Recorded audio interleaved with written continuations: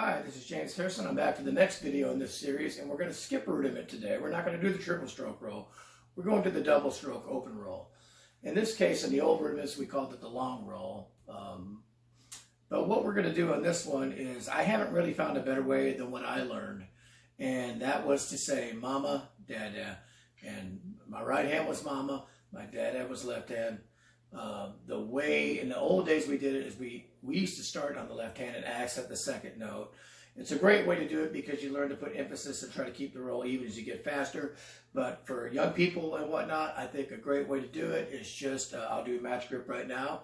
It's just follow your voice, say mama, dada. Don't try to do it unevenly, but mama, dada. Just try to mama, dada, mama, dada, mama, dada, mama, dada. That's much easier to try to say right, left, right, left, left, right, left, left, right, left, left, which is fine, except when you try to get faster, right, left, right, left becomes difficult, where mama, dada, mama, dada, mama, dada, mama, dada is pretty easy. So again, in this case, what you're really trying to do is just, again, follow your voice, say mama, dada, regardless of the grip, mama, dada. Try to get evenness out of the notes.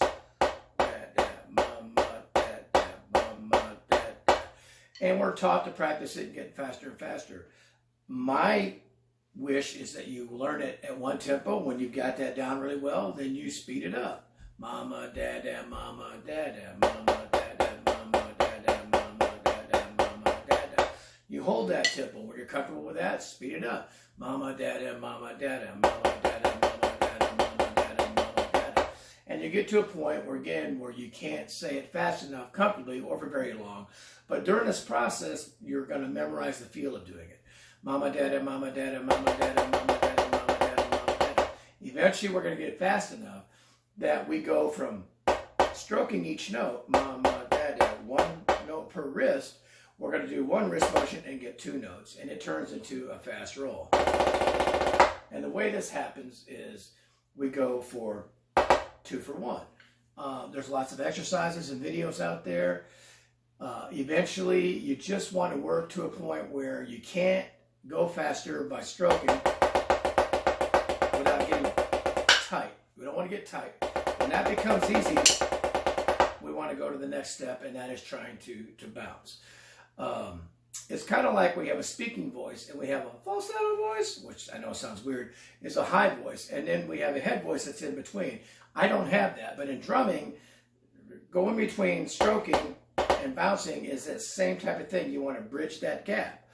One way that I found works really well for a lot of people is, let's go back to the last lesson, which was the multiple bounce roll or the buzz roll. And I talked about overplaying and pressing down and then relaxing the fingers from the back to get a buzz roll. Well, if you'll take that same concept, press that, relax the fingers. Now, instead of turning it to a buzz, relax the hands completely so you're not pressing. It'll turn to an open roll.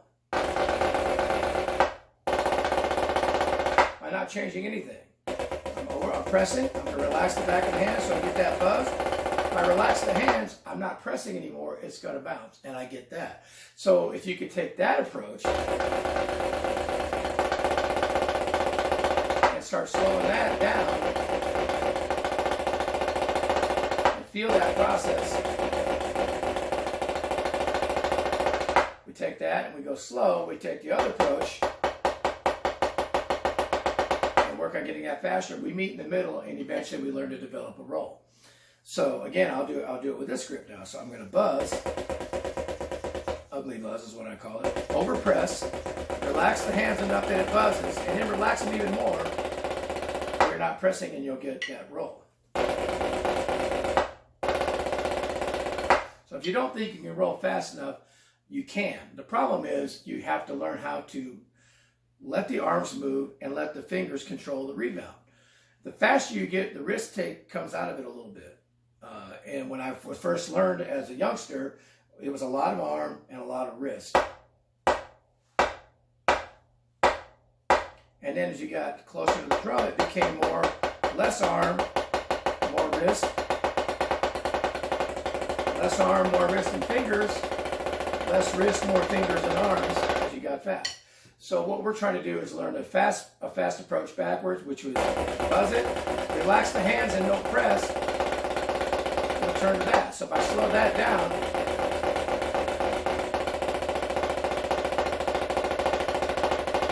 there's a point where I may not be able to keep it, but you'll get that eventually. And then this other way is to go slower and find out where my breaking point is and get that to where you go from stroking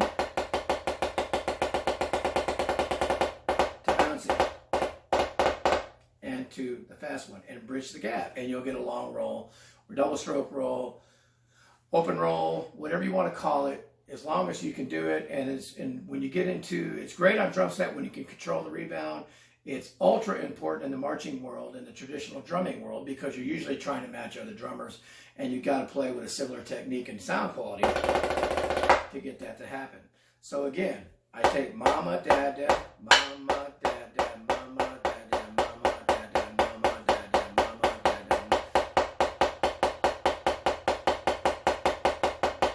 dad. Again, I want you to practice getting faster. Just stop and start several times for the sake of the shortness of the video.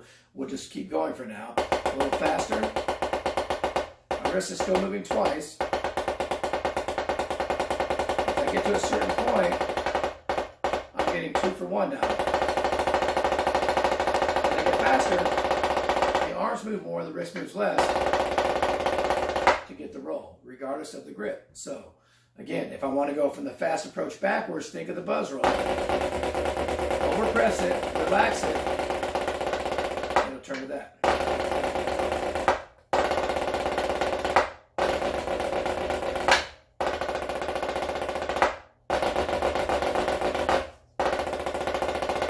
So, press it, relax so it buzzes, relax even more, and it turns to an open roll. Meet in the middle, you'll have a great open roll.